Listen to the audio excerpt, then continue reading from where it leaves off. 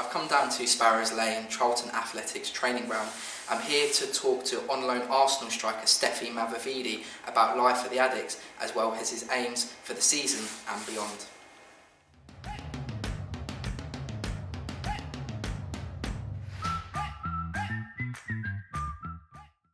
Okay, so Stephy, obviously you returned to Charlton last month. You've been here for a few weeks now. How's it going?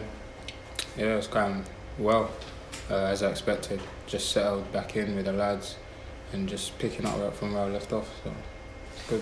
You scored your first, obviously, senior goal against Oldham. 3 points in the bag as well. It was some goal as well. How did that feel? Yeah, I felt very relieved, just to get my first. I've been waiting a long time for my first, so to get it in the way I got it, on top of that with the 3 points, was extra special. So it's one that I will remember for the rest of my career. So basically, it was good, yeah. Obviously, you impressed last season when you came here on loan. Unfortunately, that was cut short due to injury. And then Arsenal sent you on loan to Preston at the start of this season. How was it playing in the Championship? And was it more of a frustrating time than a good one? Yeah, I would say it was more frustrating, because I felt like I was ready for the Championship challenge, but my game time was limited due to one reason to another. But I mean, it was a good learning curve for me, something that I needed, in my career. It set me up to come back here and just be a better person and a better player. So, if anything, I've just taken from that experience. It's just been a learning curve. So, it was a good. Looking back, it was a good experience in some ways. So, yeah, it's helped me. It's helped me to be a better player and a better person. Was there any areas of your game specifically that you came back from that loan spell and thought, wow, that's what I need to work on? No, not really. It was more. I would say that loan spell was more of a mental challenge than a physical challenge. I mean, those hurdles that I had to overcome, which has made me stronger, which has made me a better person to what I am today. So yeah, I would say more mentally. Obviously, then you come back to Charlton and you drop back down to League One. Some people may say that's going backwards, but how do you view it?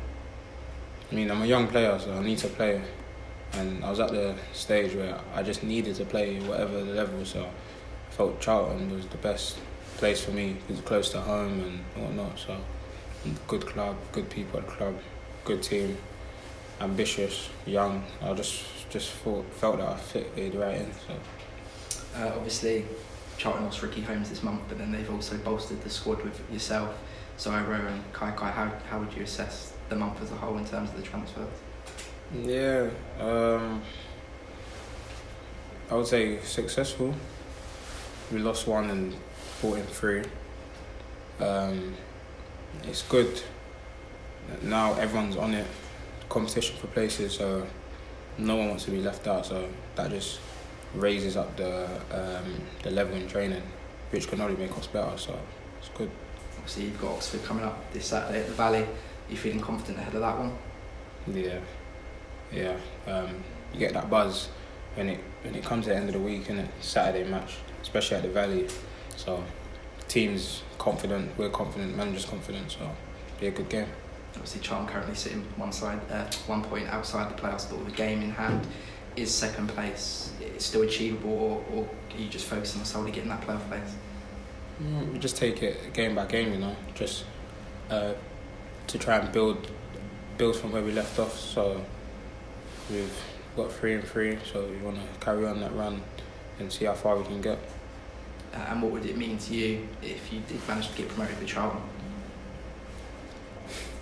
The funny one, it will be, looking back at the season as a whole, it will be up and down, kind of. So it'll be good to get promoted, It will be nice to have that on my CV, promotion. So. And just looking back to see that time you were injured, obviously meant you missed out on the European Under-19 Championships. Obviously, day one, you said that the manager was really, really good with you at the time, but you must have been gutted to have missed out on that.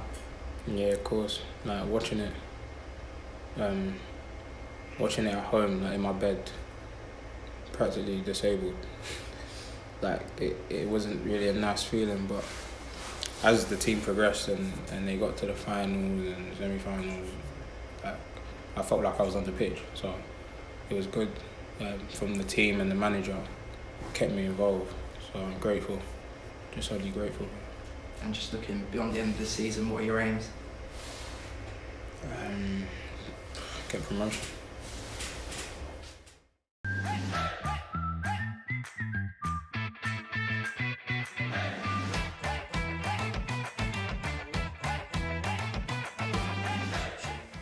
Isn't what it'll be.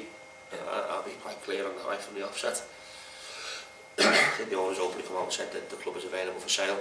I think I don't think that's changed. I only read what you read. I wasn't in the meeting that was reported on the other day, so but I get regular contact from Richard. As you well know, I don't have tremendous contact with the owner other than yesterday, and it was about players. But we're all under the standard that things are starting to happen in some way. I don't know to what extent.